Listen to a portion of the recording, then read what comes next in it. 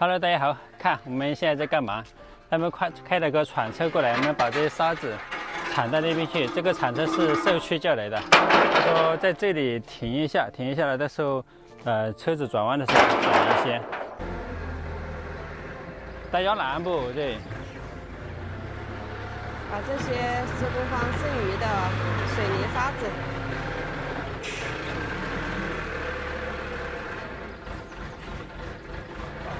铲到这里来，因为弯道处不好转弯。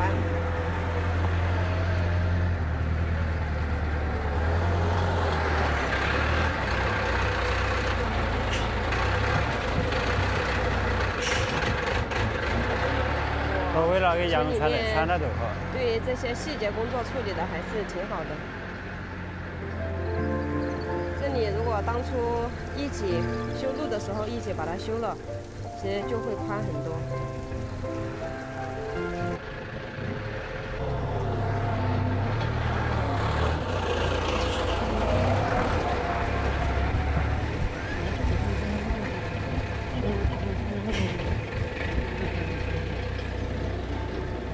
我这个铲车可以随便开，开到哪里都行，因为它是轮胎，它不是那种连轮。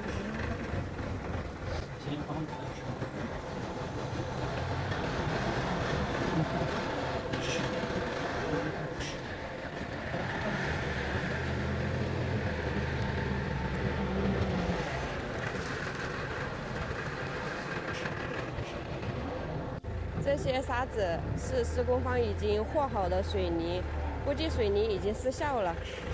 如果再想打成混凝土的话，就得重新放水泥。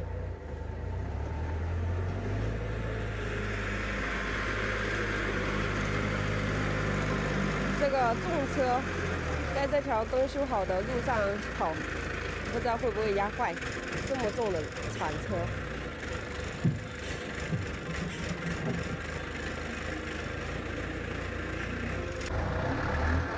因为这里也没有多少沙子，所以也只有是铲这些了。不过填那里的缺口应该是没问题的。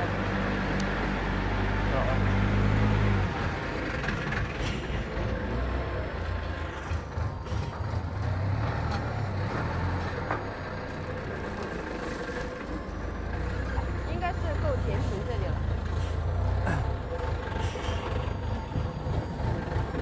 这个位置直接像这样弄还是不行，到时候我们还是要用水泥来给它搅拌一下。对。铲车已经走了，但是它那个车子在这里不像挖机一样好操作，所以说现在剩下的我们自己人工来给它掏平。村子说他想的还挺周到的，他说每次车往这里上下的时候容易掉进坑里面，而且不好转弯，然后他自己请了一个铲车来把那些铲到这里来。 给这里简单的铺设一下。我想的是，我们把它掏平以后，去提2桶水来，把表面给它泥一下。因为，这些石头它是已经浇过水泥的了。其实我们这里也不需要太厚的标厚，只需要它有一个支撑就行了。就是怕每次别人开车往这里过来的时候，容易掉在这个沟里面。 其实一开始施工方如果知道要剩这么多沙子水泥的话，他就愿意把这里一起给它全部做平整。主要是他预算没有那么精细，所以不知道会剩这么多。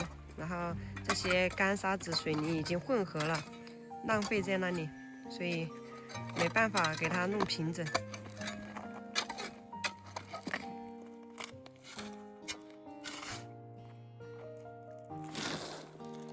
村支书请的那个铲车太大了，没有办法给它弄平整，因为这里是小范围的。铲车对于这些细节方面，还是那个挖机比较好操作一些。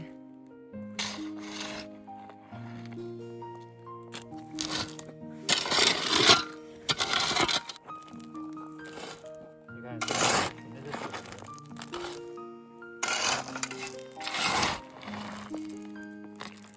现像这样给它弄平整了，即使车子往这个上面碾压过，也不会掉下去，直接从上面就碾过了。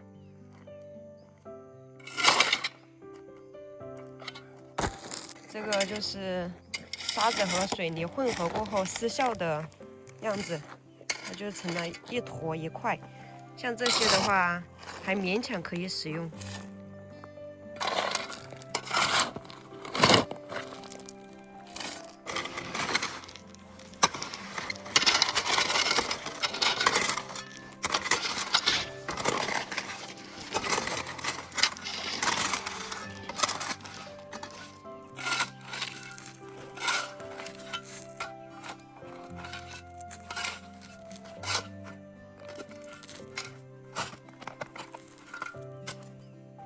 这里又有一块失效的水泥，